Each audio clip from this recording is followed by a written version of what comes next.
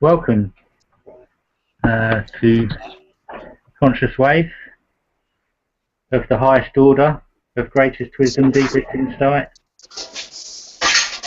We've got P with us, we've got Simon, we've got me, David, and I don't know if there's anyone listening, if there's anyone out there, but we're going to go ahead and do our thing. So I think what we're going to start with, what I was thinking of starting with is a guided meditation, not by me this week. But it's going to be by Mooji. He's quite a prominent spiritual teacher in the world, and has had massive impact really on me coming to an understanding of who I really am. I'm going to see him in November. He holds satsangs, which are like gatherings in truth, which help point to the truth of who you are as being, as consciousness, without all the other sort of stuff that we think we are, which is really important, I think, in interacting with people in a conscious way. I used to be so sort of like full of ideas of who I was, who I wanted to be, how I needed to act in relation to those ideas, and it was all false, and it was all nonsense, and there was a lot of fear involved. I didn't know how to be honest. I didn't know how to act authentically, how to act freely, and so yeah, it's been teachers like that have been really really helpful in helping me just to come to rest in what I already am, that I don't have to try and reach for or achieve. This what I already am, is this conscious presence, and it's incredibly peaceful.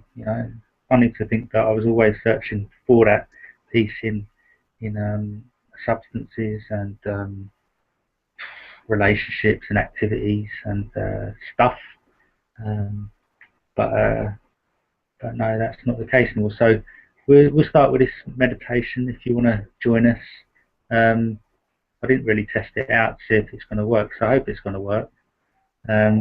Just let us know if it's not coming through, Simon or P, and we'll see what we can do. All right, but if it's all good, then give us a thumbs up like that. Two times fresh. Yeah, I haven't played it yet. All right. That was only a single thumbs up, though. It was a test. Okay. Just to see my thumb work.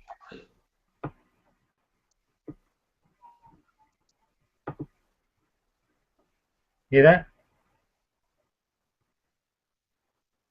No. Wait a minute.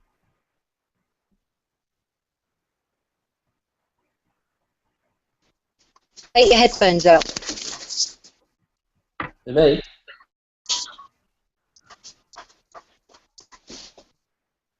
Is that to me or to Dave? Today, because it's going through his headphones.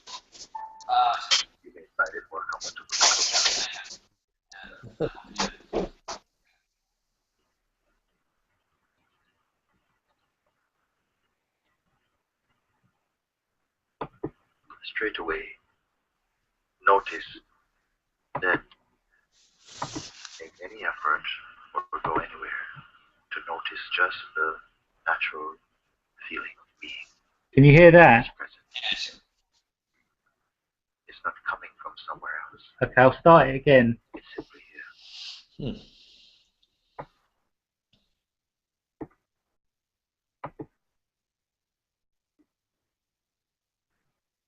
Let's take a moment to do this together. It's fine.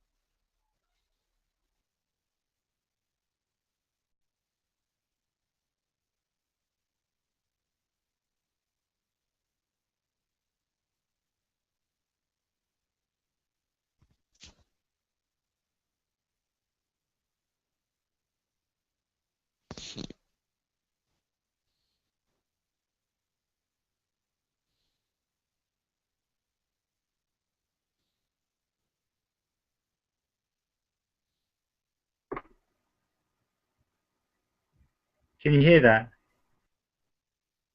No, I can only hear you. I did hear a fragment of it just now.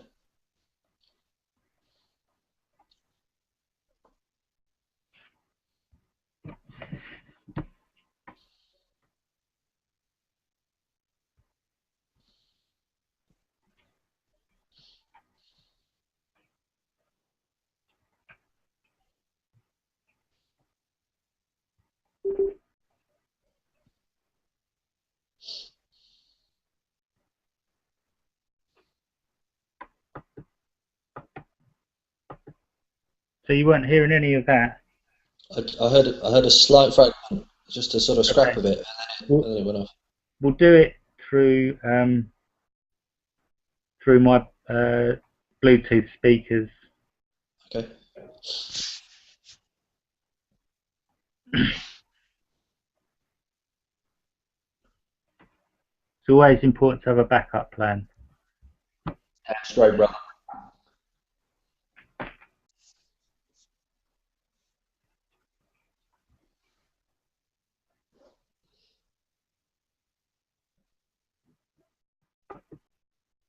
Off to a smooth start again. Whee!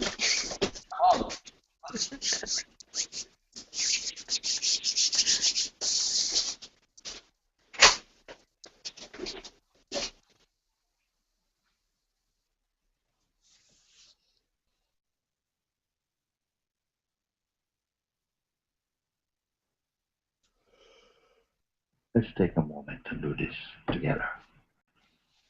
Just find a place that you can just be comfortable for a minute. I want to lead you into this.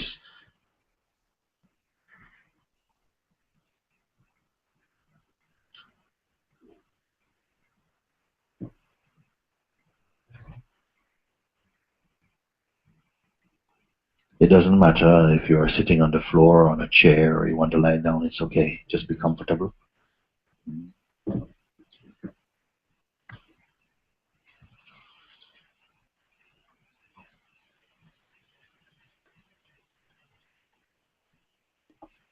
You may find it more comfortable to close your eyes.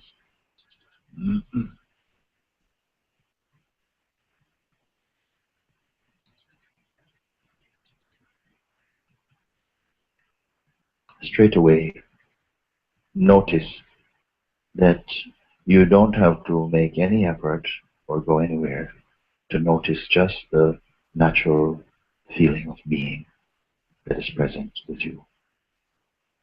It's not coming from somewhere else. It's simply here.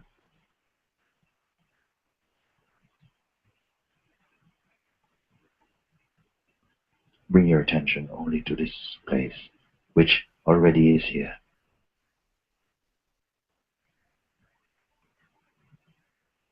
I don't know if you have noticed, some of you may have seen it live and others may not, or you may have seen it on television. If you have ever noticed a stingray in the sea, quite often they're surrounded by a lot of tiny little fishes pecking around. As you bring your attention only to the sense of presence here, lots of pecking little thoughts may come. Don't worry about them. Don't feel they must be somewhere else. Leave them there.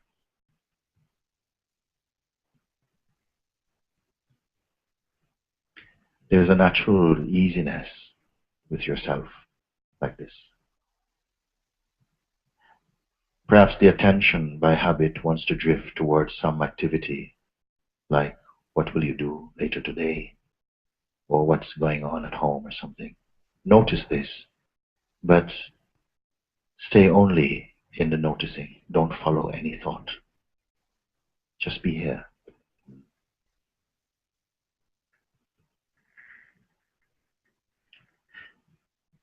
You're not trying to get in position to do something else, to move on to some other thought or some place or some intention. You're simply here. And your sense of being here and that natural feeling of being inside, they're one and the same. There's no separation. Notice this.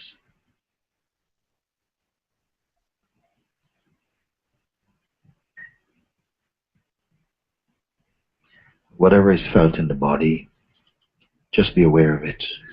Don't analyze.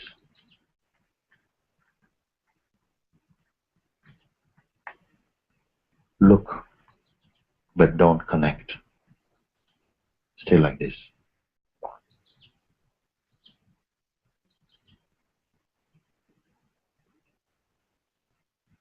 There's a natural feeling, as I said, of being. It may be felt just in that sense, I am. There's a completeness about this feeling, I am. There's no descriptions about it. It does not belong to past or future or even to present. It's just the sense of presence. Stay with this.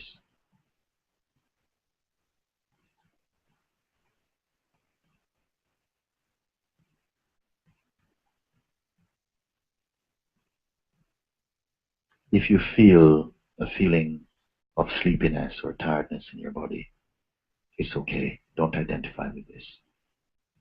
You're also observing this.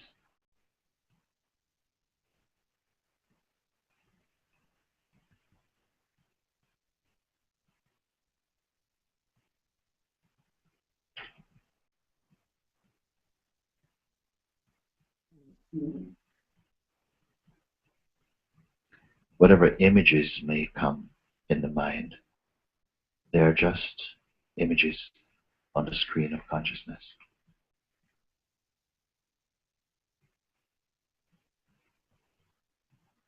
They do not affect you.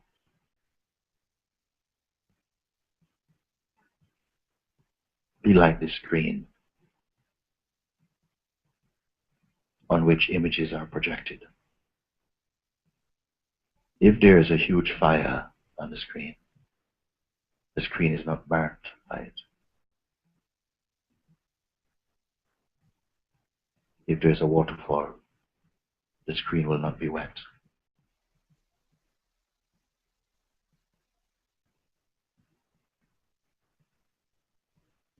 Don't hold on to any idea or image about who you are. Don't describe yourself. Don't project. Don't create. Don't imagine. It's not needed.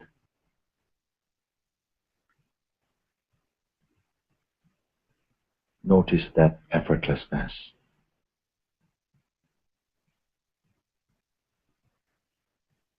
You're not in a state of belief, even trust.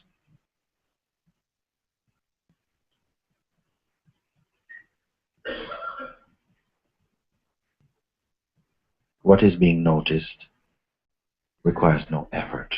In itself, has no effort. Effortless. This is your natural being.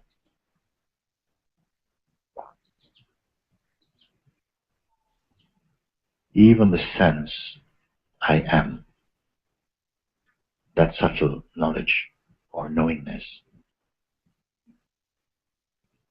beyond even the saying, I am, that feeling, I am, melts also into being. There's nothing saying, I am.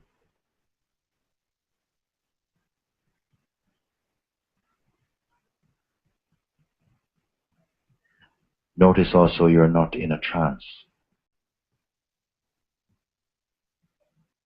You're not somewhere else. This is meaningless for you. Simply, naturally, I'm here.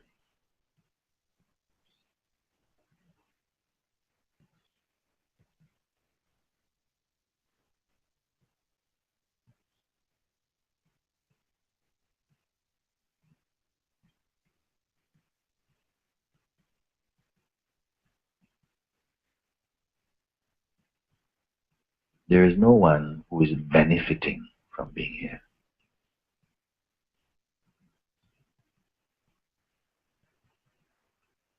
There's no world waiting for you to come back.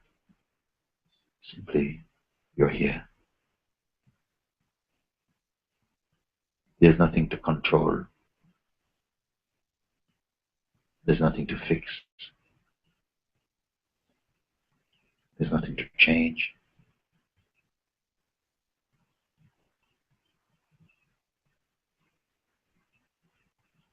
There's neither higher nor lower for you. Just your natural being by itself, unassociated,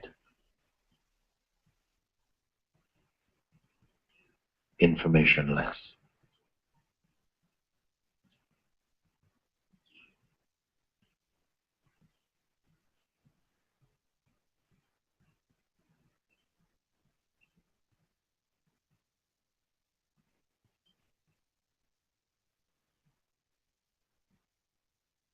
You're neither doing nor undoing. Notice this.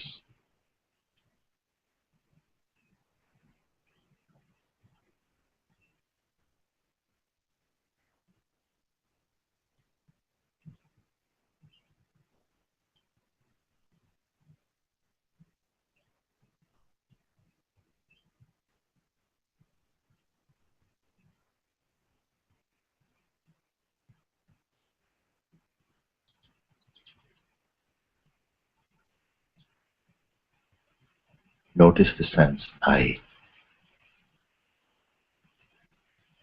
It is also only a sensation in this.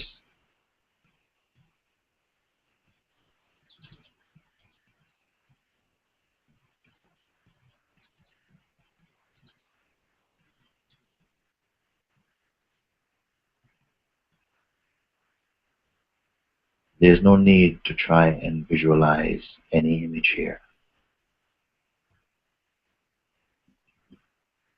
It's not a game you play. Be only in your being.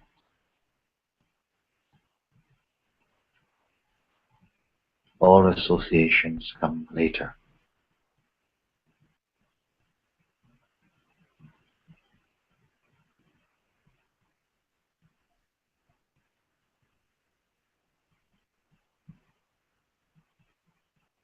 Questions such as how can I stay here are completely meaningless.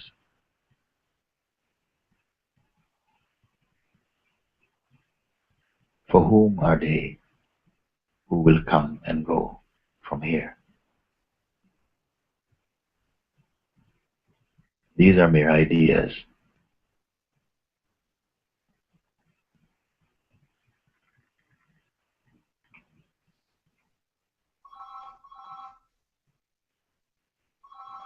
In this natural state of being, you can move about in your body quite naturally, happily. This remains unaffected.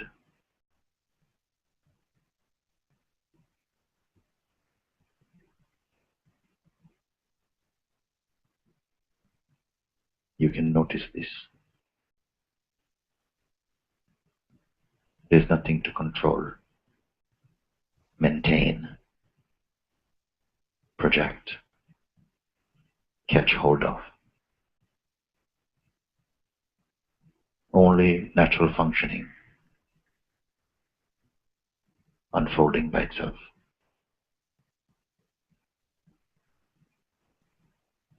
It is not a belief system. It is not a system.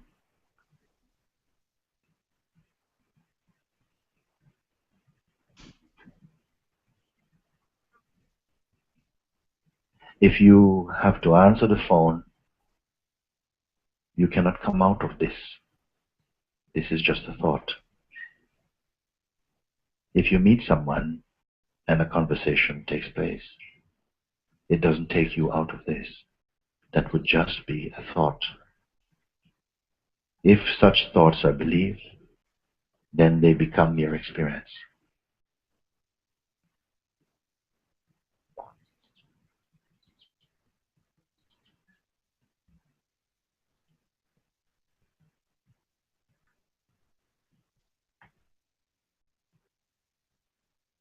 Where is the beginning of this?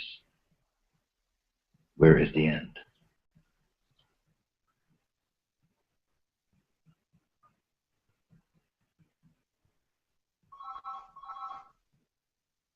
Who are you here?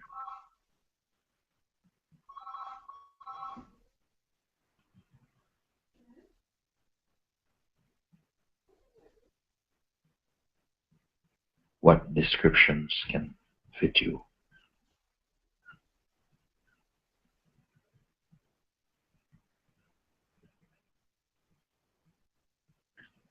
Do not hold on to any image or memory about who you are or think you are or should be.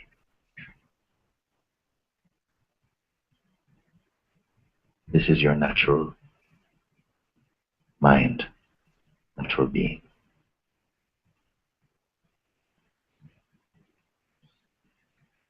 If the mind, in the form of thoughts, should suddenly appear loudly, it makes no difference to this, unless you think that it makes a difference to this. So in a moment or two, I'm going to ask you, you can open your eyes when you want.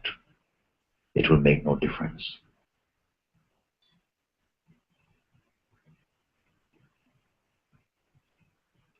Nothing your body does, nor your mind thinks, makes a difference to this. But if you think it does, it will feel like this.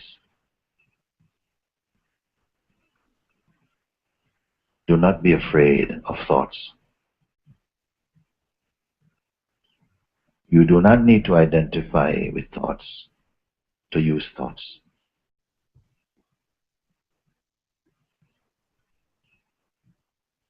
Notice how your life can unfold in its natural ambient play, and inwardly in this place. This is not other than your own self. This remains as it is.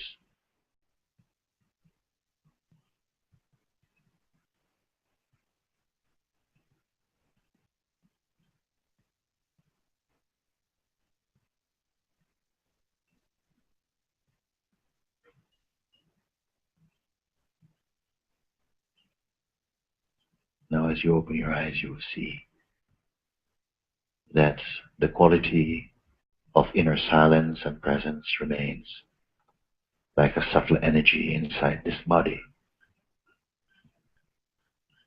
Each time you turn your attention in this way, you will notice this beautiful, peaceful energy. Get used to it. And gradually, this current of joy and peace will remain unbroken in you.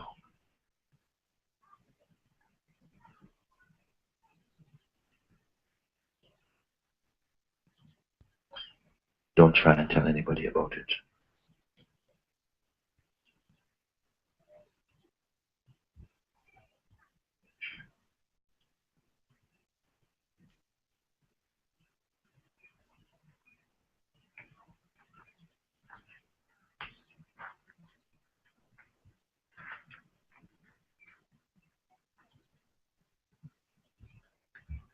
When your mind is in a natural state of being, you will notice that you don't have to think so much, prepare so much. The feeling of anxiety, restlessness will not be so strong for you. The more you focus your attention in this way, the easier everything becomes. The lighter your life will feel. Again, you will notice that something feels more like a spontaneous existence.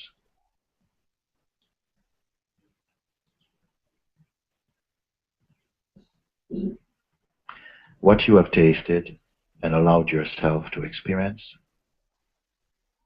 in these few minutes, moments, thousands of books and words have been trying to convey. This which is wordless and nameless and unchanging and full of joy.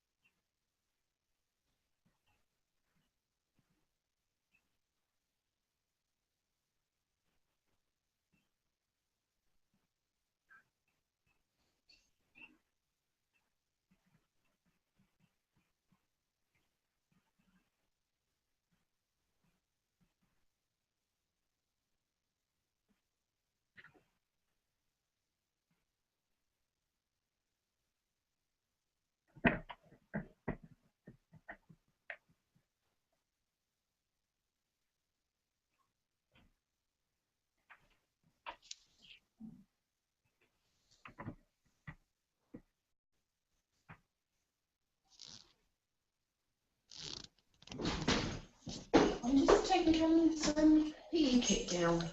I've got all about it. Won't be long. I'm going to go on my bike.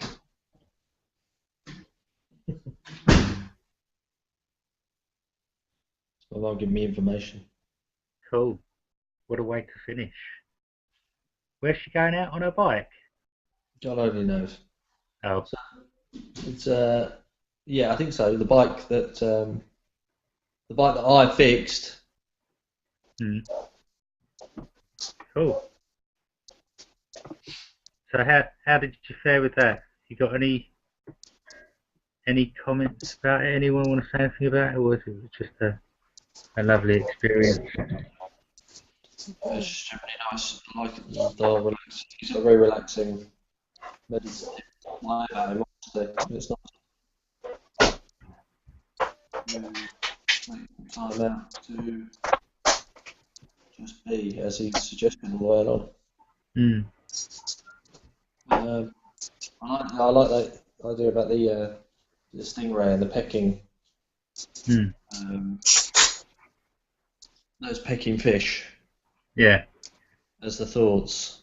And the screen I thought was really good. It's because normally I think of it as a sky, or clouds, or the ocean and waves. But the idea of that projection, and it could be like stormy thunder, or waterfall, or a blazing fire. But it doesn't affect the screen. Yeah. Really, sort of your projections. I think that's a fantastic way of looking at it. I'd never really thought. I mean, I was aware of this projection, but I never thought of it in those terms. I think it might be really helpful. It's very empowering to know that who you are is always the stability of awareness. And whereas before it was like, oh, to meditate I need to be rid of all my thoughts, but actually in the activity of trying to be rid of your thoughts, that's more thoughts trying to get rid of thoughts. So the case is just just let it be there. Just let it be there, and you don't identify with them. You rest as awareness. In time, they kind of resolve themselves, and you become more and more established in consciousness and awareness, and then you can start to use your thoughts more, rather than your thoughts using you, your mind using you. So, and that's the benefits. It's thought doesn't control me or dominate me anymore. I can still experience a thought of fear or a thought of resentment, but it's about being able to kind of observe that, and that not, for the most part, not really influencing, knee-jerk reactions. It's always going to happen. We're human beings. Of course that's going to happen. But, more and more, increasingly so, I'm, feeling this sense of peace that that doesn't matter if there's there's that undercurrent of peace and spaciousness and clarity that that I never had before when I was identified with the thoughts. And what he means by identification is when you believe in them thoughts fully, you fully endorse them. It's like, that's how it is. That's who I am. That's who he is. And this is why you have kind of people who identify strongly with their nationality. I'm a Jew and he is a Palestinian. Therefore, this person, it's the objectification again, isn't it? So yeah, groovy stuff. No, definitely. I like yeah. He sort of, like I say, it has a very authentic meditative vibe, and that comes across really strongly. Cool. Carmen. You look pretty chilled out. Yeah. Hey. Yeah, I had to keep popping out because see if Chris had got his invite. Okay. Well, I was listening. He's still not showed up, no? No. Okay. Well, this week we're going to kind of talk about a number of things, really. Something that's featured quite a lot is this issue of human rights and what are they, what's going on in that respect. There's since Cameron's speech and various other things. There are concerns about how that's going to be impacting on things really in terms of people's freedom of expression, freedom of speech and risk to our a compassionate society. I think that's what I kind of wanted to recognise is that the Human Rights Act is something that's kind of fundamental to a reflection of our basic human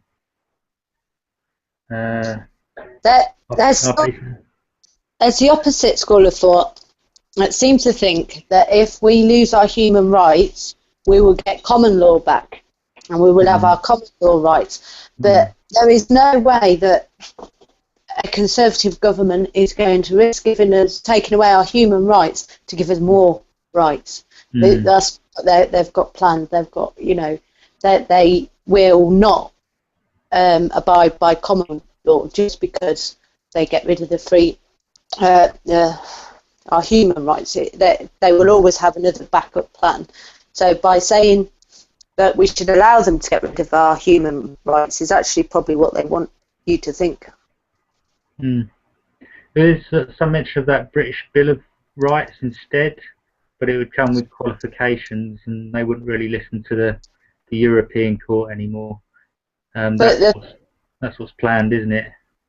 I don't think it would ever come in because only 6% is supportive, and for them to do it after election, if they got in again, would be suicide. So only 6% are supportive of doing away with human rights? Yeah. Okay. Where was that from? The Independent, I think. I've got a link to it. Yeah. But it is kind of worrying because those people that are kind of, I was out in my work the other day. I was overhearing a conversation from members of the public, and it was really based around stuff that's going on in the tabloid newspapers, and I hear these kinds of conversations like, yeah, I say zero tolerance, and even if they drop litter, they should, really this kind of strong, aggressive, control type response, which I do tend to hear out and about, and I'm sure not everyone's kind of like that, but it just shows the power of the media to kind of socially engineer these attitudes, which is a bit concerning. Do you know what I mean? But also, you've got to remember that most of the time, abuse people actually side with the abuser. There have been no end of cases where people are kidnapped and things like that, where they form attachments to their captors and their abusers. Mm-hmm. That's like a natural survival instinct, I should think, and to a certain extent, people have been brainwashed for a long time and abused by the system and become very reliant on the system and believe that the system is the only thing that's offering them protection. And by creating fear, a constant fear, you know, they're begging for it. They're begging to be saved. Absolutely, that's exactly what I was kind of going to say. So you kind of took the words right out of my mouth. I think when people are not stabilised in their own power, they don't realise their own power because they're so dominated by these superficial ideas about who they are, not having any power, or it's will resort to these kinds of looking to outside structures to keep you safe and to keep you secure, which is one of the benefits of meditation. I'll keep plugging that, but you really get in touch and in tune with your own stability, your own empowerment. So then your thoughts, your reactions, your views are really substantiated from a real sort of spontaneous place, rather than thinking, oh, I can't say that because I might get labelled a non-violent extremist, or I can't think that because what will my mate John think of me? So I guess a lot of people are living within that kind of state of mind, state of consciousness, and it's unconscious to them. There's a lot of this underlying stuff. You'll probably be able to understand what I'm talking about. So, and yeah, well, I think I do. Yeah, I mean, something you said and something P said as well. It's like you touched on it, didn't you? Sort of like attachment and conditioning, and people are sort of. I think generally we're conditioned to want more of the same. And there's this constant sort of tension. Seems to me. You offer the side offers fear, and then but you can't you offer a certain amount of fear, and then you offer a certain amount of relief. But there's always got to be maintenance of a tension, and you need to continue to believe that the very organ that is frightening you is the organ that's going to set you free. As I think P pretty well said, to be honest with you.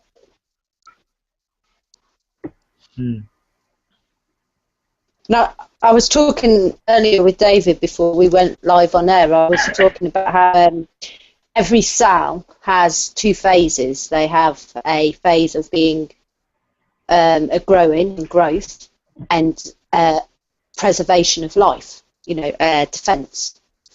So if down to the minute scale of quantum physics, that's what's going on. That is going on immensely with us. Now, if our heart communicates with our brain about every sort of fear and pressure that we have in life, we are stopping our own growth by living in a constant state of fear. And I think that's very much designed by those in power. And we've been conditioned so much from everything, to the way the legalese system works, to the way that life goes forward, that everything's so controlled that we've given up so much of our freedom that it really just takes that conscious awakening en masse for us all to just step out of it and say, well, which I think will happen one day. I think we will start to realise. We are trying to do it at an individual level, isn't it? And also it occurred to me that it's a path of least resistance, because it's easier to just go along with what you're fed and regurgitate that, because it's not particularly difficult. I think freedom and liberation, what you call it, waking up, whatever you like.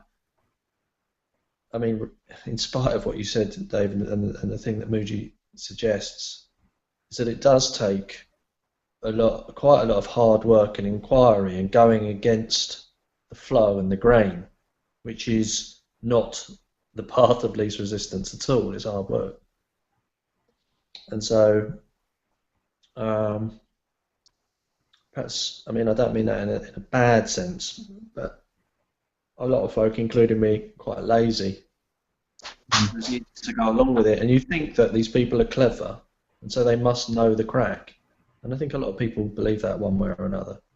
You know, these politicians are really smart people, so it must be more or less true-ish what we're being told, or advertisers, or journalists, or tabloids. You know, whatever it might be. You know, and it's quite a difficult push against, I think, because it has an enormous power.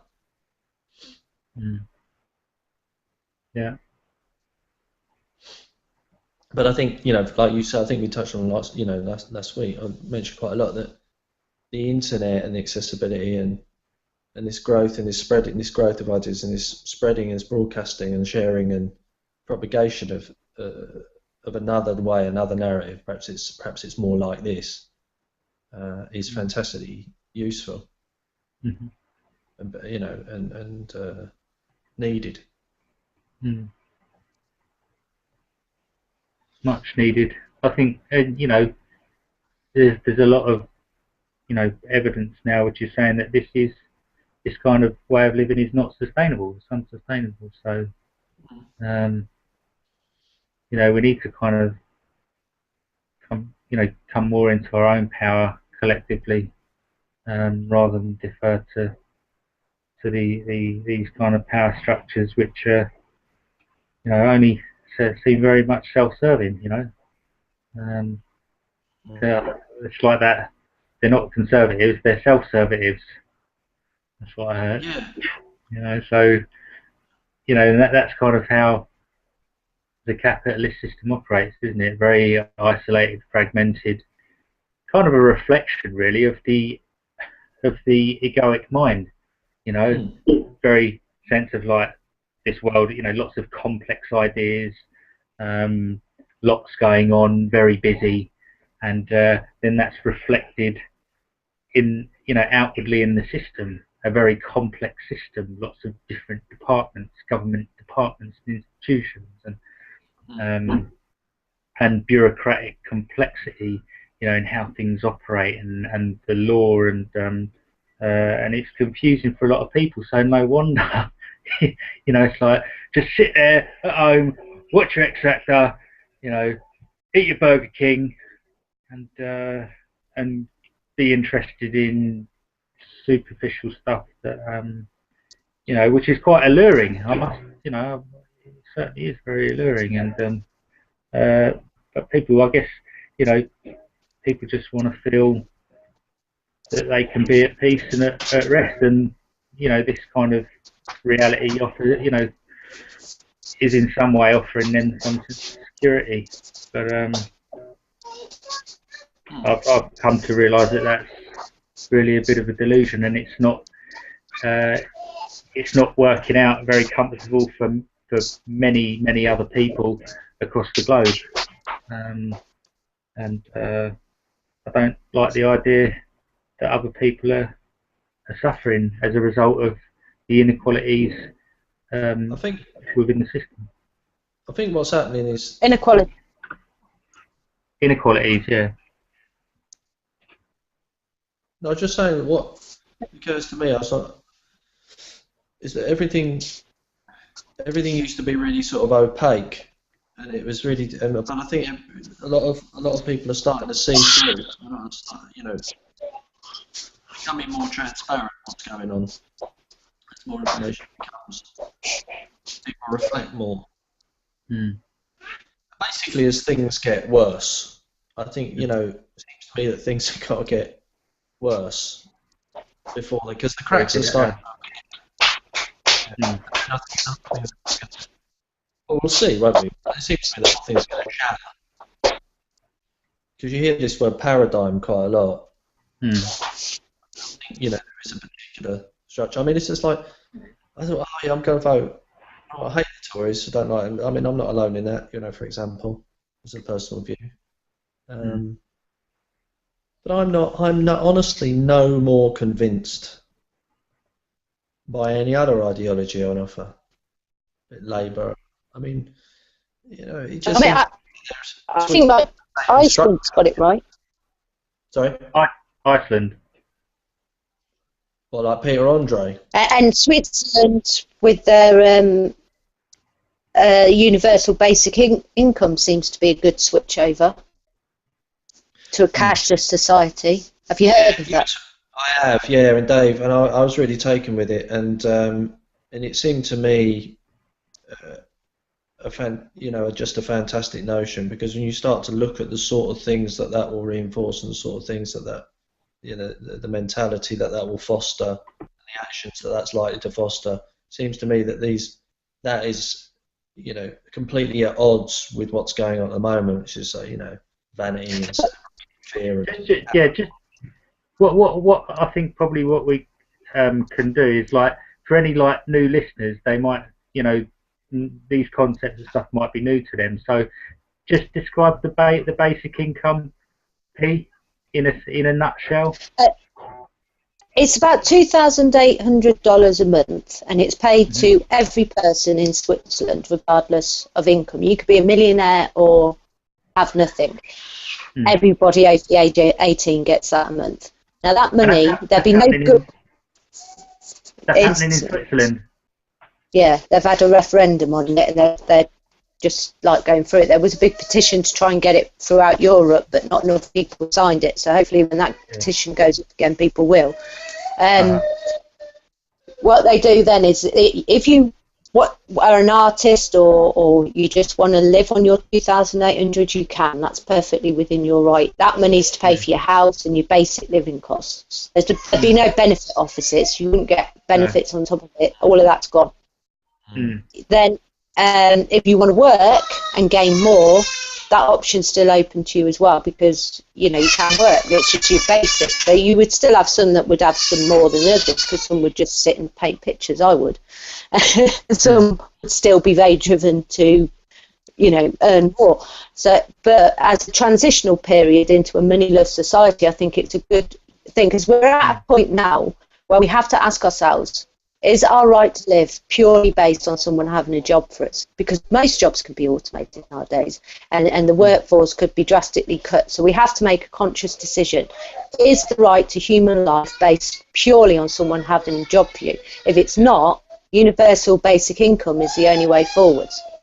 Yeah, it's the most. Yeah. So let's just kind of clarify this: that the basic income, that goes to everyone. It doesn't matter whether you're a banker, whether you're unemployed. That goes to everyone. So this means that there is none of this kind of like, oh, he's not doing anything, therefore it's actually, no one can actually get this narky attitude of, well, I work all the God's hours under the sun. I was just going to say, because this whole vibe, this whole setup is kind of based on this, isn't it, really? Will do extremely well on movies, music, creative things that you allow people the time to do. They wouldn't have to worry about their living costs. So people with a passion for music and film and things like that can spend their time doing that, and they're hoping that will generate a lot of profit for them. Yeah. Because they have a better selection. And also, I think one of the benefits that I come across was, because I work in a system where there's a lot of unpaid carers.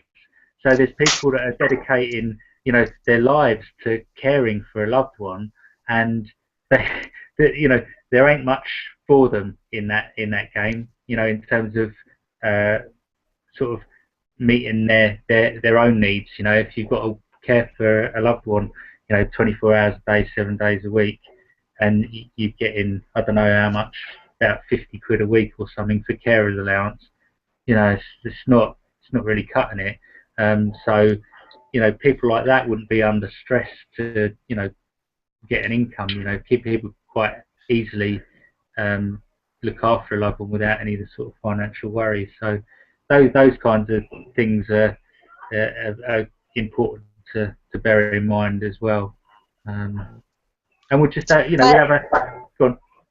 I was going to say, as an idea, like taking this into the mainstream, if you then look at like economic reviews and newspapers and financial newspapers, they actually, on poo-pooing it to start off with, looking into it. Most of them have said, no, actually, this is the way forward. This is the way. This is what we need to do. And if you think about it, it is. And if we said to companies that you have to pay for that because we're allowing you to use the resources in this planet, you know, that belong to all of us, and part of your social contract is to pay back into the society that you're taking from, it's workable. Because, you know, there is nothing in this world that belongs to anyone. It was made by this earth, and it belongs to all of us. And we should be compensated for allowing them to do what they do, and sometimes against our will, what they do. Absolutely.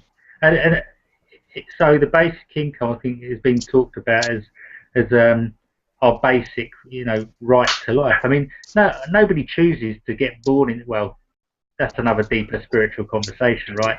But on the face of it, we kind of like thrust into this world, and you know, why should people have to justify their right to just their basic subsistence needs?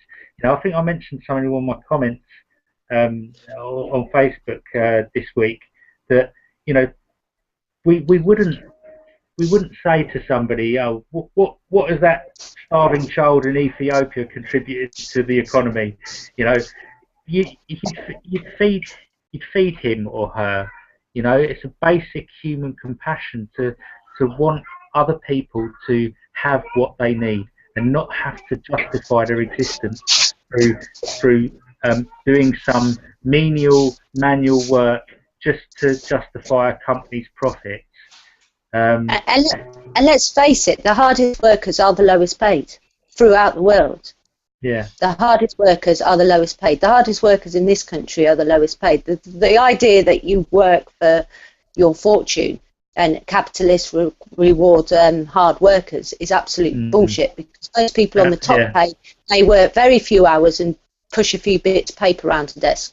You know, people who clean, go out and do, you know, sweep the streets, the bin men, all of those sort of people do the jobs that nobody else wants to do. And a lot of them don't get paid very well for it. And that's just in this country. If you then go abroad, how many slave labourers have you got? How hard do slaves work? Capitalist society is not benefiting them.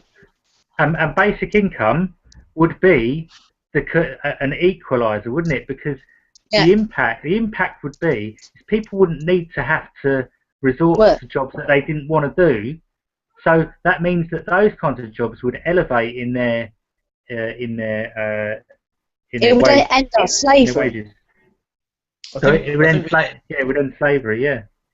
I think we'd end up getting to, I think this would promote the idea of, you know, peace and a sense of adequacy and usefulness, what's truly useful. I mean, I feel that the bin men coming around and emptying the bins are incredibly useful, and yet absolutely they get paid the lowest wages. But I mean, all of this, you hear in the rhetoric, don't you? It's like hard-working people, lower taxes. We want them to have lower taxes. They can spend more of their money on stuff. Yeah? That's the deal.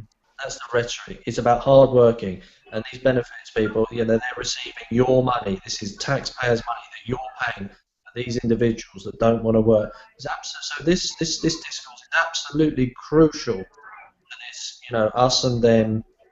Lesson, you know, superior, inferior. This is what you should be aspiring to. And this is but the whole reason that the benefit state was made in the first place was because they need to maintain unemployment. They need people unemployed. If they don't have people unemployed, you have workers' rights go up through the roof because people choose where they want to work. If there's more jobs than people, the people get the power, and the government would never allow that. So they brought in a benefit system which would enable them to keep a certain amount of people unemployed and keep the businesses having the powers. So, you know, they use this against people. They say that the poor are benefit scroungers or whatever, but their goal is to always keep 2 million unemployed, around that figure at the moment. So I never considered that, Pete, to be honest. I never thought of it in that way. So when David Cameron in his speech said that he was going to have 100% employment when he was in, the only way he can do that is by having a forced free labour force. So he's going to force people to work for their benefits, right? So then not only do they have to be unemployed to keep the workers having the rights, you're going to make them do free labour for it. It's like, and then if you take that, yeah, and then if you take that further, he said that he was going to do away with 0-hour contracts that enable you, that stop you from working somewhere else. Now, those 0-hour contracts that stop you working from somewhere else, when they bring in that new universal credit and your tax credits are sanctionable and your housing benefits are sanctionable for only working part-time, of course you can't have a 0-hour contract saying that you're stuck working there. You've got to have 2 jobs. So that's why he's getting rid of it, is to punish part-time workers for only working part-time and to force them to work full-time. Because what they're saying is, if you're part-time, you're going to be underworking, and you have to attend the job centre as if you're unemployed. You have to search for jobs for so many hours a week, just as if an unemployed person is, for underworking. That is making us all slaves. So a mother can't work part-time. I think we can all agree it's all pretty desperately unsavoury stuff, and I think, you know, hopefully increasingly people are going to see this for what it is. Yeah. It's a scandal. I think it is scandalous, actually. I'm starting to realise how incredibly. I mean, I don't, you know, I've claimed benefits. I remember when I was claiming benefits, and I was sanctioned, which means I didn't get anything for like 2 weeks, I think.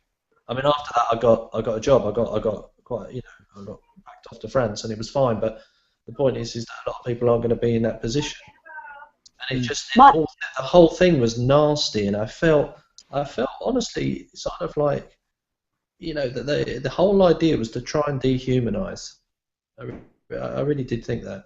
I think this is the idea. It's like, you know, it's about, you know, maintaining that state of fear, you know, so we can look down on a particular class, as well as what B was saying, which I hadn't considered before, as well as what B was saying, which was the idea that, you know, you need the unemployed in order to, because full employment is going to be a nightmare for governments.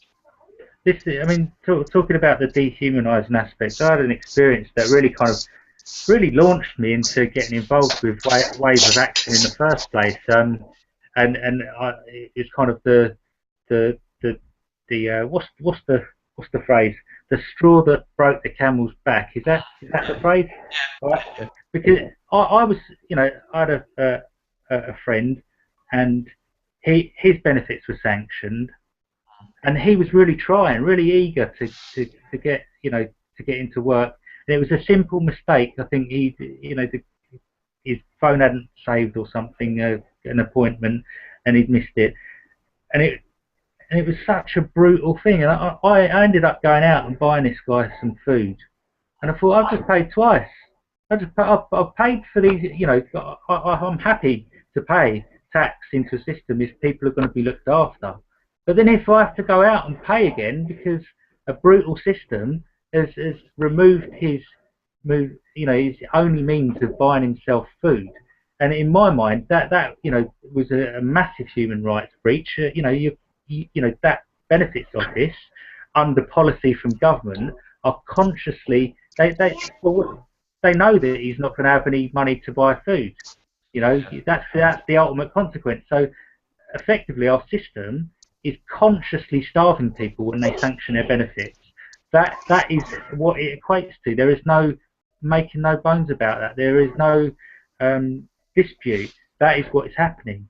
I'll tell you what happened to me and my family. In 2010, I had a baby, and I was on maternity leave. But the job I did was youth work, and it was pretty much classed as self-employed, because a lot of what I did was voluntary and some of it was paid for, so I was just like classed as self-employed. So I went on maternity leave, I had my time off, and then I had an operation for precancerous cells and was quite poorly.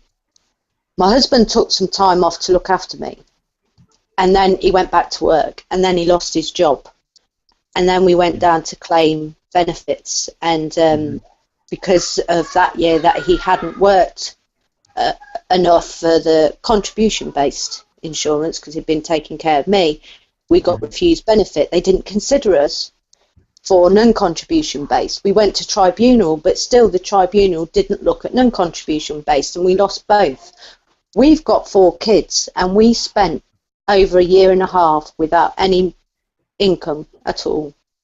We were very reliant on food banks. As vegetarians, really not a lot on offer in the food bank, you know. And it just, you know, life happens. You know, I have people say to me, "Oh, you shouldn't have kids then," or this. You know, my husband was working. I was doing youth work, and yeah, I didn't charge for all the youth work I did because I loved it. You know, and I just wanted to help kids in the community. You can't, life, you know, we were secure in that fact until I got ill, and then things took, and my husband lost his job. Because I was self-employed, when I got ill, the place wouldn't keep, needed somebody else really, so I had to step down from that, so I lost my job as well. And I just can't believe in this day and age they would leave a family of 4 with 4 kids without any income. In this day and age, and it's like the whole system just really treats people as objects, dehumanises them, and it's like holding people to account.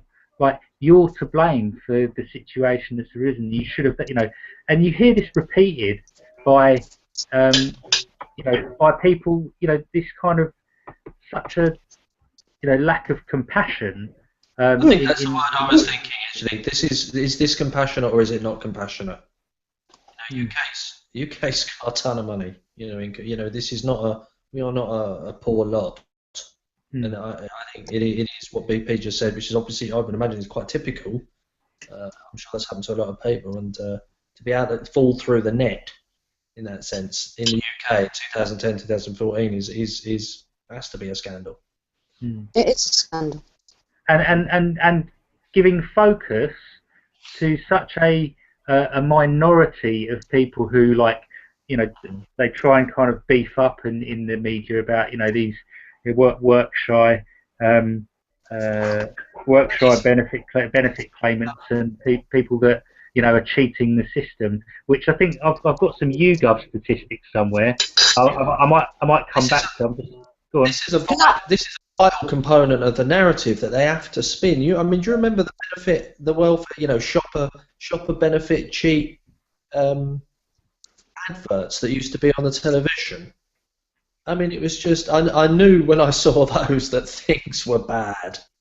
You know, the idea that now you've got to grass up your neighbour because they may or may not, you know, and it's all this divide and rule and separation, and the whole thing is contingent on the promotion, and, you know, it has to be ongoing. You know, it's like, you know, I need to know the killer isn't me, sort of thing. Yeah. Half the time, I mean, they go on about benefit fraud and this, and which figure is absolutely really minuscule. You know, benefit fraud is not as big as they like to make out at all. But actually, the people that are hurt most by their policies are new claimants, people that have never claimed before, because people who have grown up on benefit system know the benefit system. They know exactly what the forms are saying and what they're asking and things like that. Somebody who's just lost their job and walking in, you know, to fill in a benefit form is set up at every single stage to fail. You know, the woman in the job centre is there trying to pick how she can trip you up to make an error on that thing, because, or sanction you, because they have targets for sanction. I remember I see how things have changed, actually. As I remember when I first signed on, which was when I first left school, so I didn't much fancy working, and it was in 1992, and I thought I could buy loads of booze with this. And I thought,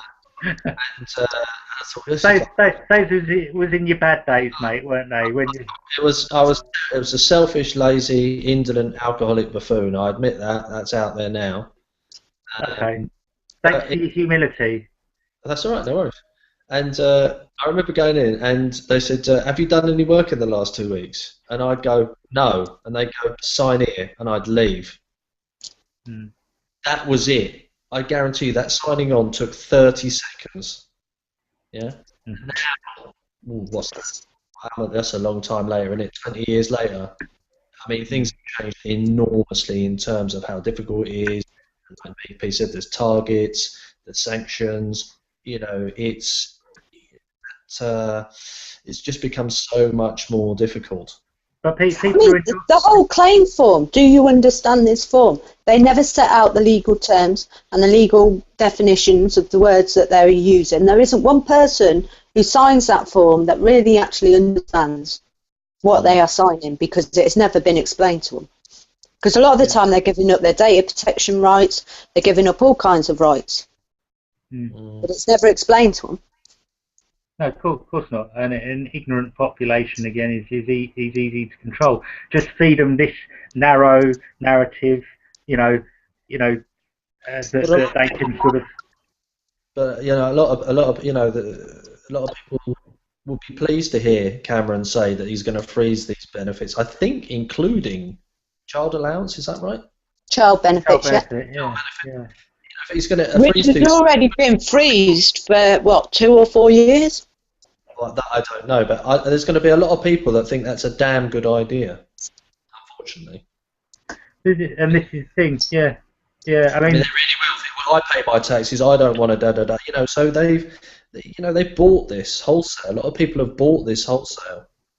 And it's an unquestioning acceptance that, it's all about tax, work or not work. It's a very, very black and white, very, very black and white affair for a lot of people. Yeah. This is go on.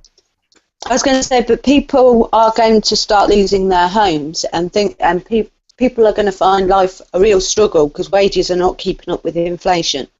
And the more people who are doing quite well at the moment are suffering, the more they're looking for answers, the more they want to know why they're working all the hours God sends. They still can't afford to go on nice holidays, and they never get to see their kids, and they're still worrying about losing their house. And this is the middle class, you see, and a lot of these people, their government is shooting themselves in the foot, because a lot of these people are educated and they see through the illusion, and things get worse and more difficult. Then they're just.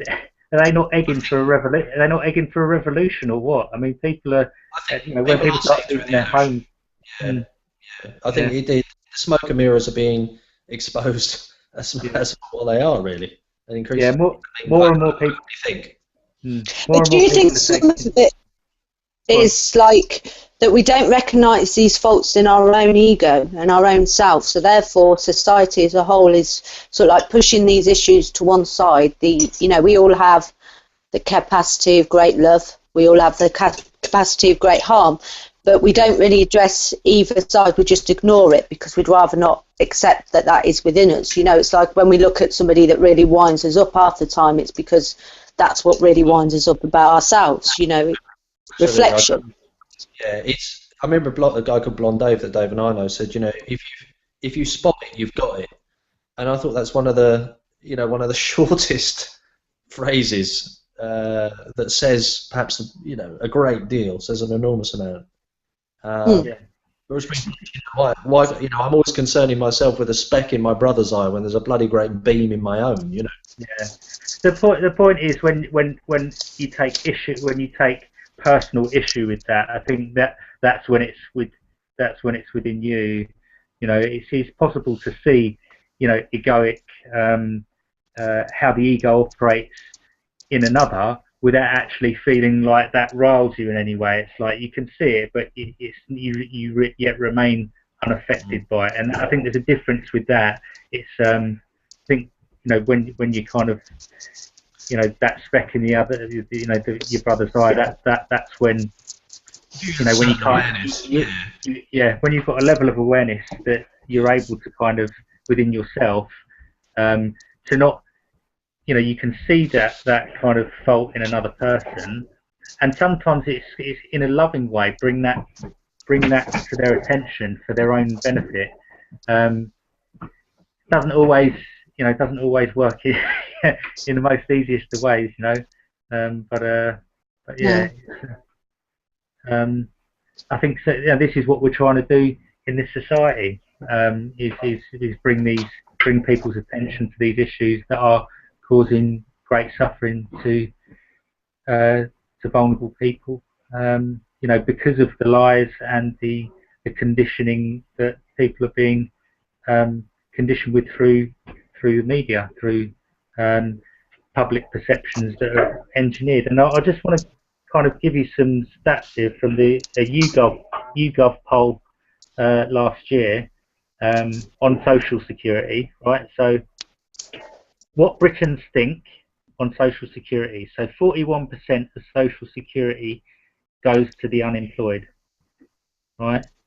And the real figure is 3%, right? Benefit fraud, what Britons think, right? So 27% of Britons think that social security is fraudulently.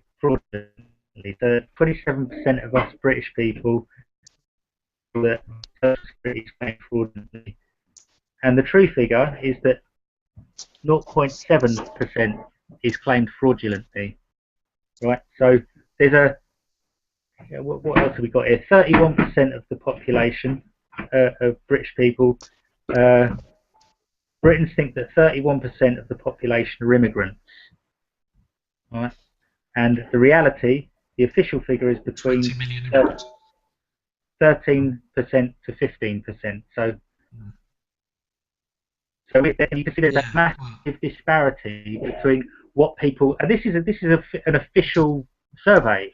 So this isn't like just, for anyone out there who's thinking, oh, that's from some conspiracy site. That is, it just, mate, this is from Ipsos Mori, who are like, the big survey people, official survey types.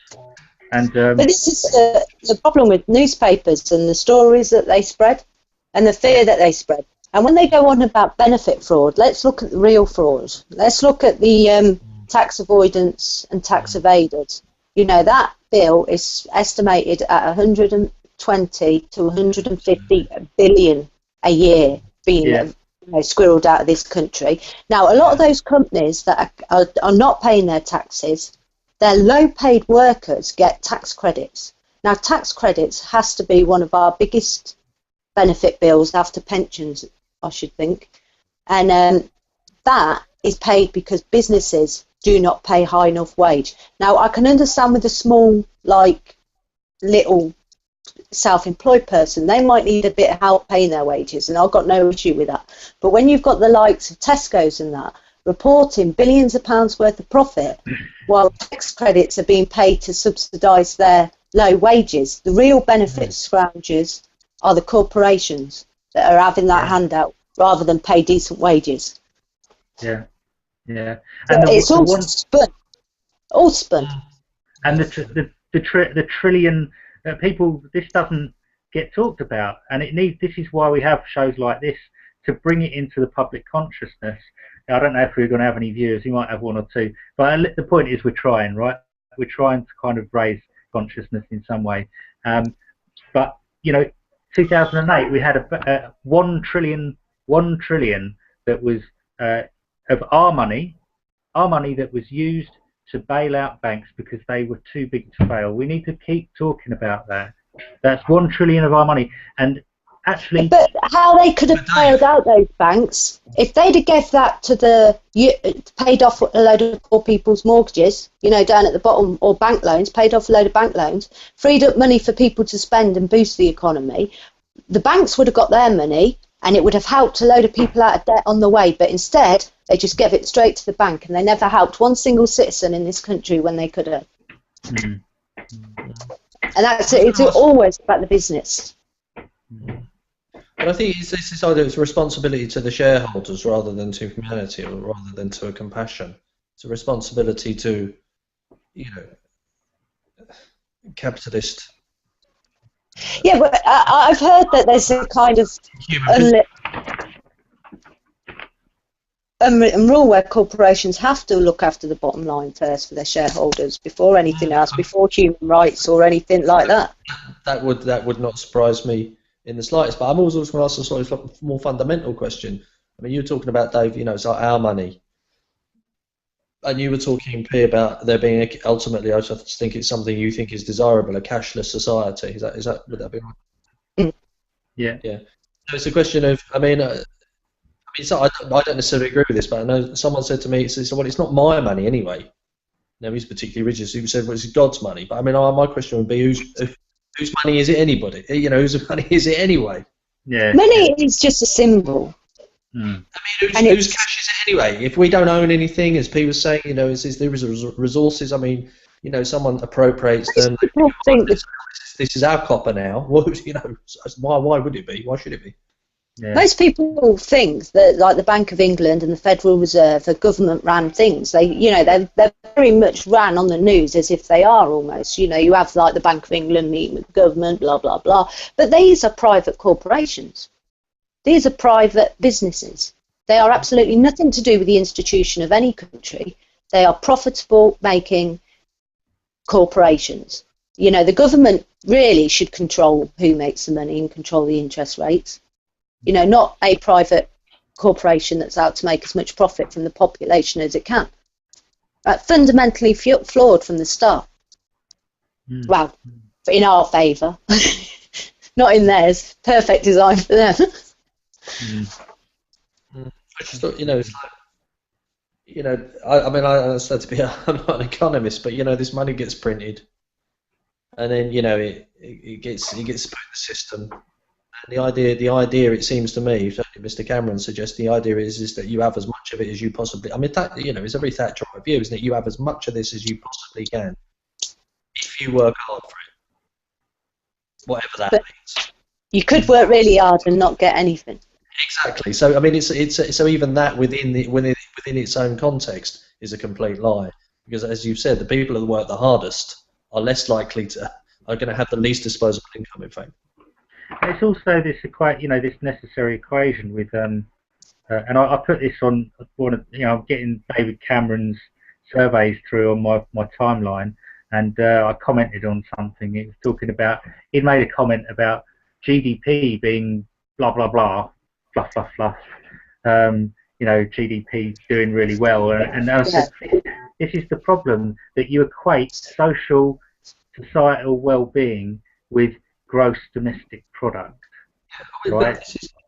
It's creating economic. Look at the schools. Schools is like, okay, well, you know, there's no money for, I don't know, you know, religious education. There's no money, I don't know, for French or whatever it might be. But there's a ton of money for maths. You know, if you've got a first-class degree, you'll get a massive bursary for maths, physics, or computer science, for example. There's a reason for this. It's because they want to create economic agents. Sort of about how much economic potential you have when you leave school. And this is the most important thing, not about producing meditative, you know, worldly, you know, culturally sort of interested people. Mm. It's about how much longer can you make. Mm. But we are slaves. Yes. You know, we are the people farm. We're the farm stock. We're the livestock. We've even got our little pieces of paper with our receipt number and the person who's told the government and things like that. But you know, people really need to wake up to the fact that we are just cattle. You know, some of us are productive cattle and some of us aren't. And when I look back and think of the figures of disabled that died, and you know, that 10,200, that was a long time ago. That figure came up a long time ago. And when you equate that over the years and the increase that went up, we could be talking like 100,000 of our most vulnerable that we've allowed to die in this current system. And one thing, I posted something that I'm just going to read actually, because it kind of reflects that we have you know, this big sort of, you know, quite rightfully so, this concern about how, you know, Hitler was able to kind of, you know, through fascism kind of exterminate people, right? And what happened was very, very severe and overt. No one's denying that. But, you know, that's kind of, in some ways, gradually happening through this, you know, in our own system, is that through, you know, this kind of economic fascism, that people are, you know, committing suicide, you know, because they're you know, very, very vulnerable, emotionally vulnerable, distressed people are having benefits removed and committing suicide. So what's really the difference? One's like a gradual process of, extermination as a consequence of this economically fascist system, and the other one was more sort of direct. The same sort of themes were at play. It was like, oh, the country going through recession, let's have a scapegoat. That's kind of going on within our own country anyway, in terms of attitudes that are cultivated around immigrants. I don't even like that term. I don't like that term. I don't even want to use that term, to be honest. I felt that before. The word immigrant, it just kind of places others. I don't see how some people cannot get the concept of the world belongs to no one, a world without borders, how much better it would be that we are all one. But there are some people that are just so blinkered they're never going to see it. I won't read my little post now because actually it's a bit of an essay. Don't. What have we done to deserve this? We've been good. We've been good citizens. We've been sitting here, eh? And now you subject us to this. What can only be classed as literary insanity. No, I was just going to read out my the stuff from my heart, but it's all right. No, it's all right, Dave. But Hitler, one of the things that he said was, what you have to do is you have to write the I cannot hear that at all. You're getting reverberation. We're getting some serious reverb. Serious reverb. Do you want to come in and come out again? Is that better now? Yes. Yeah.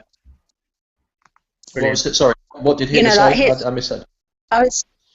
He said that the way to do it is to cut our human rights little by little, bit by bit. And over the last decade or longer, maybe the rights we've lost are phenomenal.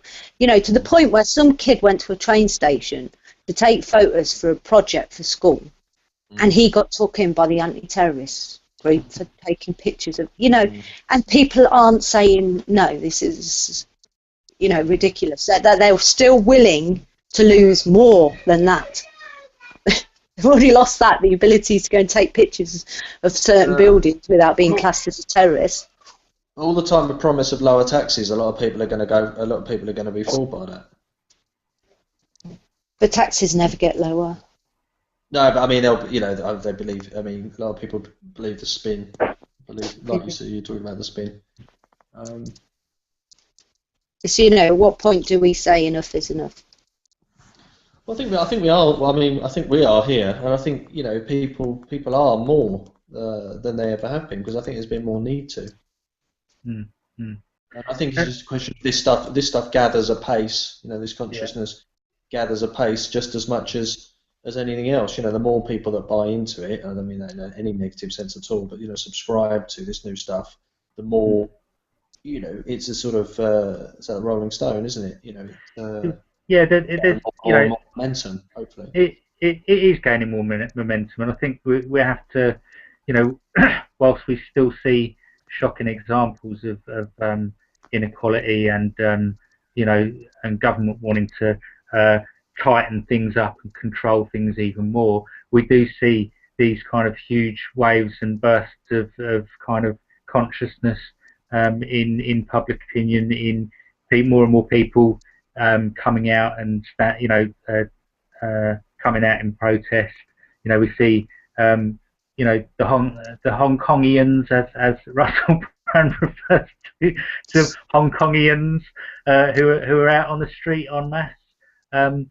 People are joining and gathering together and empowering themselves to speak up. You'll note that David Cameron's speech about that tried to kind of label anyone with dissenting views as non-violent extremists has done nothing at all to the people on my timelines or to myself. I've written to my local MP to say quite clearly, yes, I'm one of them. I'm one of that number, because actually, I'm not going to stand in fear about what some person's version of democracy means, and anyone that speaks contrary to that is a non-violent extremist. I don't. A lady on my timeline today went and handed herself into the police for being an non-violent extremist. And what did they do? They said she hadn't done anything wrong yet. Yeah, emphasis on the word yet. Yeah. whilst we still have the Human Rights Act, and the comments of David Cameron were distinctly undermining of free speech.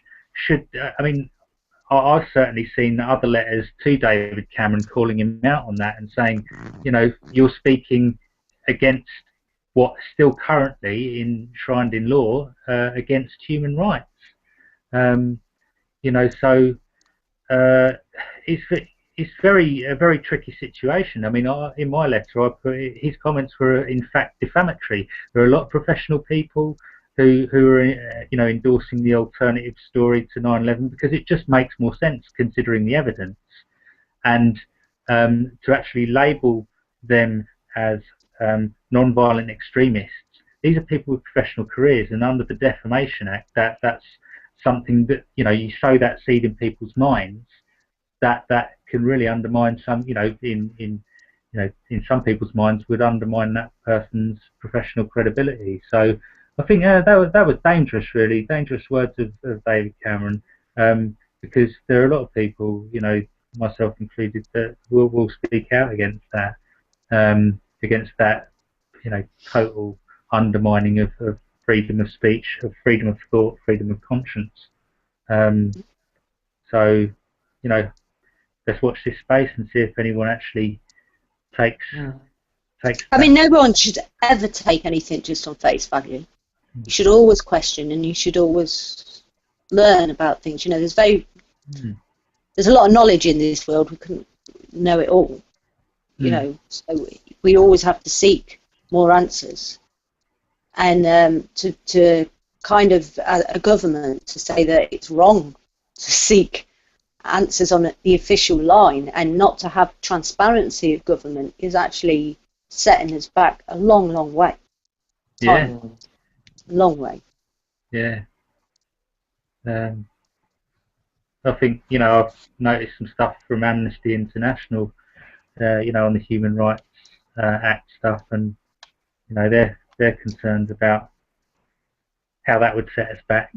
In terms of, because people don't understand what human rights do for us, and there's lots of good examples of how it's kind of supported people and empowered people, but people just take them for granted if they don't actually see what actual good or use they have. But this is one of your questions. If you think about the loss of human rights and the secret courts that they were on about, where they just take people to a secret court, you don't know what the charges are against you. You might not actually even go to the secret court. You just have somebody represent you. You might not actually ever know what the charges are against you, so you might not be able to put your own defence together. You're just reliant on a bunch of people sat round debating the issue for you.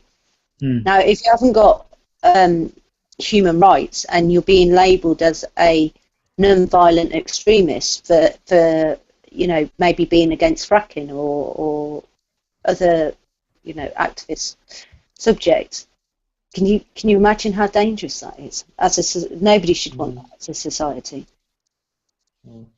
That would be, and then they go on about the deprogramming, the desensitisation programs that they're going to put people on. It's just you can't be putting us in the same category of some made-up bloody mass murderer.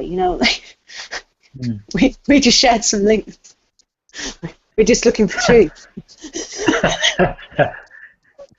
Yeah, we're those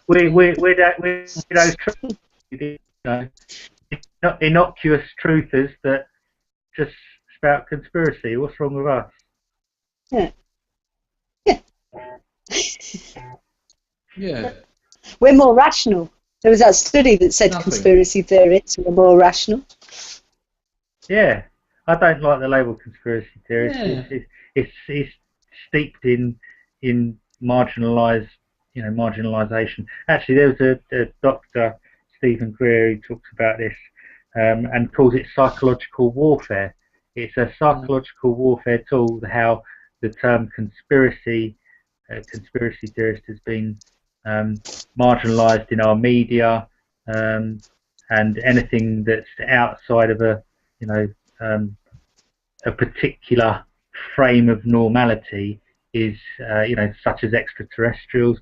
It's kind of just completely marginalised. It's and that's a kind of something that's been going on in media. Another powerful tool that controls our sense of reality.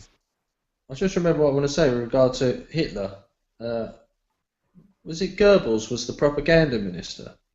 Was it Joseph? Was it Joseph Goebbels? I think it was Joseph Goebbels, and he said with enough knowledge of your audience, and if you can instill enough fear, psychologically enough knowledge of your audience, and if you can instill enough fear, you can convince them a circle is a square.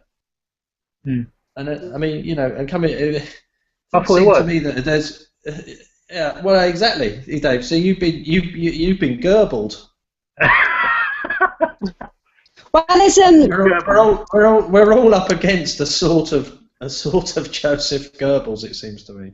Mm. Well, there's a story that when Columbus and went to America to the Indians couldn't see the boats. That's right, yeah. Because their perception had never seen boats before, so they couldn't perceive it. But the chief dreamt about the boats that night, and then when he went back down to the sea, he saw the boats for the first time, but they'd been there for ages. And that has to make, and apparently it's a true fact that if your brain can't perceive something, you won't see something. And the world's full of things around us that we can't see because we're limited to our five senses as human beings. So you have to sometimes wonder. You think you know a lot, but unless you can actually perceive everything, how much can you actually see? Well, we need to. This takes us back to very non-dual. In terms of non-duality philosophy, it's this recognition that all of our reality that we see, our perceptions, are created.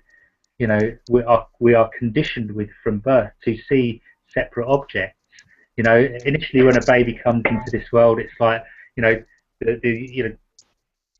appearance of wall and the appearance of it has to kind of learn to see distance, learn to see separate objects through the conditioning of language, and so more and more concepts are fed into us, and more and more fragmentation, and then the world starts appearing. We start to be able to categorize it and then pigeonhole it off and say, well, we know that, but actually we don't really know anything. These are just concepts and things that have arisen arbitrarily over time. We've constructed this language which has evolved through a process of social interaction, social construction, and whoever has the power to mediate and to deliver, control that discourse about what we consider reality to be,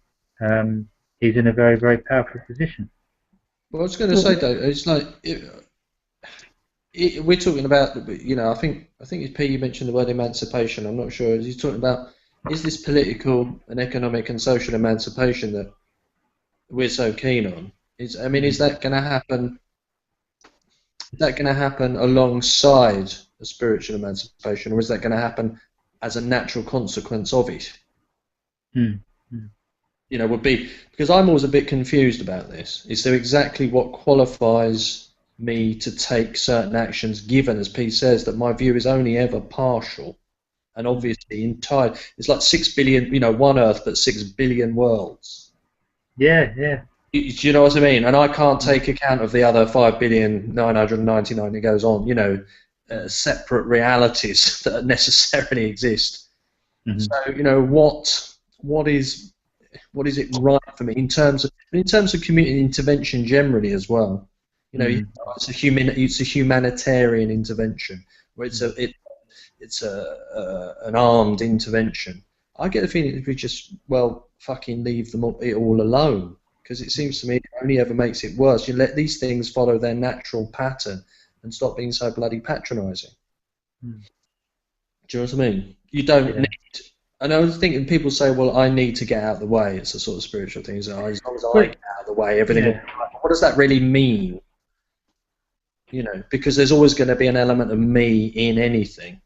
Do you know what I mean? So I think when there's a genuine realization that how you're operating and how you're acting in the situation is based on this sense of, you know, wanting to alleviate ignorance.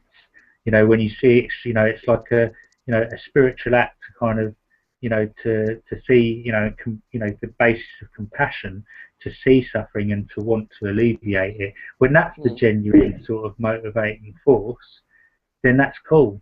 I mean, but that's not what's going on with our intervention. You know, in our foreign policy, it is all rooted in trade. It's all rooted, you know, our reasons for, you know, although we'll fluff it up in so many different ways and gain people's approval through showing scenes of beheading to get people rolled up and supportive of these kinds of efforts. Really, you know, it's not based on compassion. It's not based on compassion at all. It's based on, you know, what's good in our economic interest. Yeah, and that's again a focus on money, which is purely a symbol, and you know, away from the actual real issues. You know, it's you know, the fundamental corruption that we have to do. When you going back to what Simon was saying about, you know, when is it right for us to actually, you know, because that might be a question that an activist takes, or a person sitting on the sidelines say, well, yeah, I've got these kind of views that people aren't being treated very well, but what right have I got to say that my narrative of the kind of inequalities, I think that's why it's important, you know, in the efforts of open-mindedness, I think, which I don't do enough, is to, as the Dalai Lama was saying on that piece, on that film, you know, it's a question of critical thinking and action. So it's like, you know, almost to say, okay, well, you know, I believe a certain, you know, I have a certain viewpoint. I believe a certain ideal or a certain narrative. Yeah. So perhaps I would do best to play to be my own devil's advocate, you know, because the more you sort of interrogate, you say, well, no, perhaps this is all wrong. Perhaps this is wrong. So if you can critically evaluate your own beliefs, you know, then you're obviously going to get a much, much wider view. You know, 'cause you're going to have a much more rounded, you know, it's about multiple perspectives, I suppose. I'm trying to gain a sort of synthesis of those, rather than, you know, just sort of. So I think it is about self-awareness, but I mean in terms of thinking, rather than self-awareness in terms of, and I suppose then again observing those very thoughts themselves. Thoughts. I think the problem is we live in a consciousness that very much gives money focus. Everything that's wrong in our lives, money's to blame. If we had a bit more money, we could do this, we could do that, because the constraints put on us without money and the inequality. You know, when you think about thought and creation and things like that, the amount of focus that we give to money is probably not very productive in trying to change the paradigm. Instead, we should be maybe looking for better ways of bartering.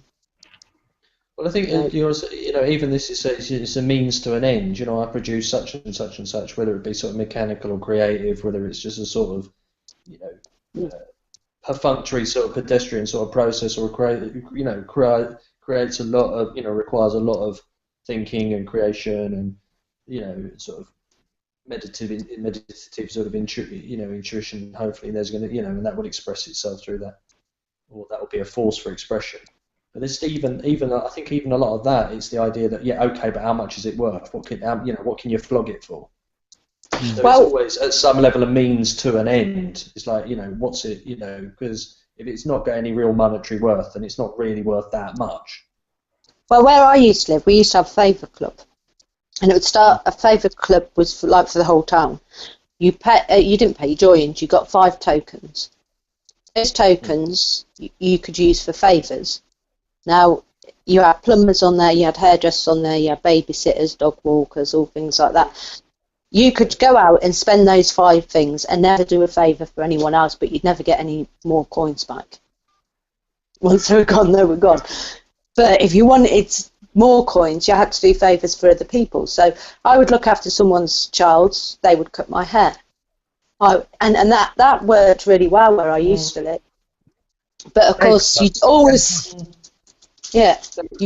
get 1 or 2 people that will join purely for what they can take out of it rather than what they can give. But for a lot of people, it's quite handy, like you've got a drip-in tap and you can just have a plumber come round without having to pay a small fortune.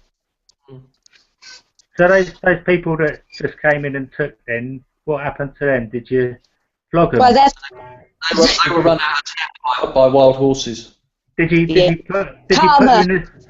Karma caught up and bit them. I would have put them in the stocks. I would have put them in the stocks and just thrown rotten tomatoes and, made them eat mud and stuff. I would have covered them in gravel and hot bovril. I've nicked that off Alan Partridge, sorry. Yeah, but I just think, there's a lot of little communities, and I think because where my boys go to school, it's a little village school, and I think when you're in a town and cities, it's quite easy to forget rural England, which is quite different, because in this little village, there's an old man, and every day somebody takes it in turns to take his dinner round to him. Because his sister died just before Christmas. And when things are grown in the garden, they're put on the wall and they're free to take. Somebody's spring onions might have apples at another house and things like that. And in small villages, people are still very community orientated because they haven't got shops and things like that. They're just small little places, and it could be very easy to forget that does still go on nowadays. I think that's right. The power of one, though, isn't it? It's one of my, I can't solve the world's problem, but I can think about mine. I can go and bring my neighbour a cup of tea. Yeah. That's and that will spread because it does. I think you have to trust in that spreading. Because it's 5 million old people that haven't spoke to people in over a month. That's disgusting in this day and age. Well, it's my area of work, isn't it? So I come across that all the time. But going back to what you were saying, so that it's about what we're doing, and what example am I setting, and that's really kind of what can be characterised as a difference between, as a spiritual approach. It's always about what state of consciousness am I operating from here. It's not about what matey boy over there has done or hasn't done. What am I doing? How am I interacting in this world? And what is my state of being? I think it's about the quality as well. It's not a question of I could do anything, and I think there are kind acts that one can do that are observably a nice or kind or a positive thing to do, regardless of the quality with which I do it or the motivation with which I do it. But I think it seems to me that if you want it to last, a bit more than that, if you want it to last, and it to spread, then the more sort of presence and the more love with which you do it, the quicker that will tend to spread, and that will have lasting, eternal, arguably, value. And I think parents can sort of instill that. When I was a child, I was always told to go and pick up litter on the green and go and sweep the old people's bungalows and things like that. go and get things from the shop. And it's something I've tried to do with my boy, is like the older one, is there's a disabled man in the street when it snows, we go and shovel the snow away from his door and things like that. It's, you know, teaching your children to have compassion for other people and to help other people. Mm-hmm. Well, because that's yeah. I think that, you know, that those acts, arguably, those acts themselves are just as important, if not more important, than, you know, my individual concern for the emancipation of my own soul. You know, because it's a question of, you know, faith without works is dead, basically. Mm. You know, what works are accompanying this faith, call it what you want, you know. What am I actually doing? Yeah. And why am I doing it? And of course, crucially, why would I do it? You know, it's the sort of giving that does it have a price tag or does it not have a price tag, I suppose, is the question. Mm.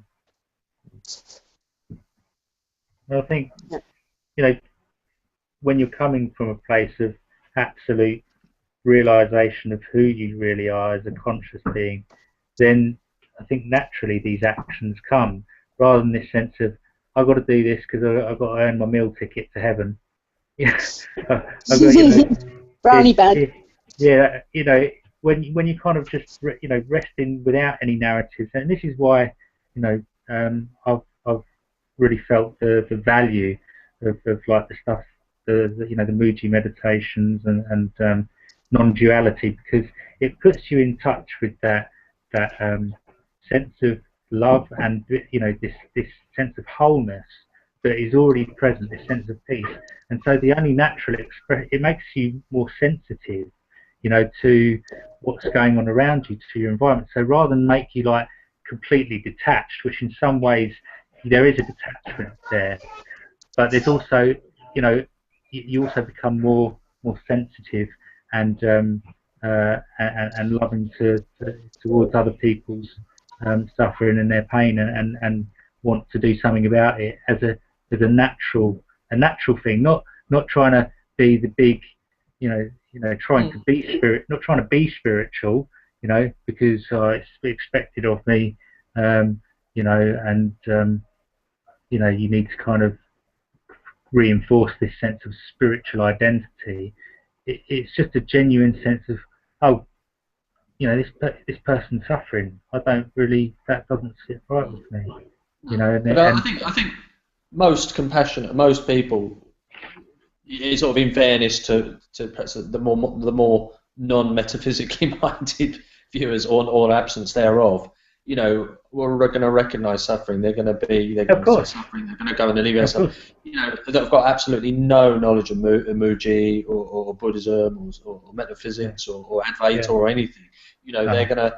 I think the majority. I think we have to say. I would like to say perhaps that the majority of those people, agnostically or atheistically or humanistically inclined as they are, would behave in a compassionate way. Absolutely. This is not a prerequisite for compassion. No. I think you know, that's not kind of what I was no, saying. No, it's not. I know. Just in case, you know, it came across as in case anybody would interpret it in that way. Yeah. I understand. We might have some sensitive viewers. Like me. But yeah, absolutely, because that is natural to who we are. We are natural, you know, and these. As that piece said, you know, we're naturally inclined to cooperate. It's not true that we're naturally inclined to compete and try and fuck each other over. You know, that's just what we're told. The average man just wants peaceful love and a bit of experience in life. They don't want war. They don't want destruction. They don't want crime. They just want peace. I think we've said that last week, didn't we? Whether people know it or not, the vast majority of people, if not everybody, are really want peace of mind. That, you know, that peace that passeth all understanding, and it's not contingent on stuff and others. You know, and a quality of life, I think. Yeah. You know, I think everybody would like the opportunity to be able to just explore the world, to see the wonders it has to offer, and not to be wage slaves. And not to worry. Yeah, exactly. Not to worry about whether next can of beans or something is coming from.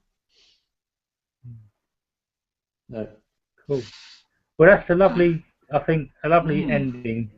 And Yeah. it's been lovely to talk to everyone, and to meditate together. And I'm really busting to use the toilet now. I'm plucking for a tea. I've been hanging on for quite a while. So, yeah. You're like a camel, Dave. A what? A camel? Camel, like a camel. Well, I've got the ump. Yeah. That's very good. Touche. So, yeah. Oh, there's a lot of noise Okay there. then. Lovely. And I'm going to see just finish with the bowl. And Okay. it's our little Bolshevik. it's our mascot. Should we give it a name? Yeah, Brian the Bowl. Brian the Bowl. It's a good name. Cool.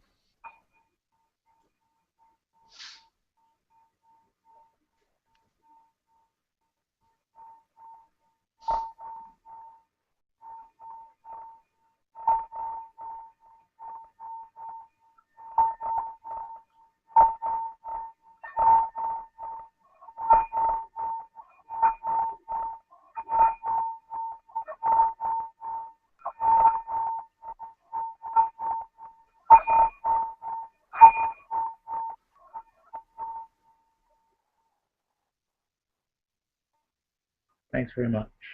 Thank you.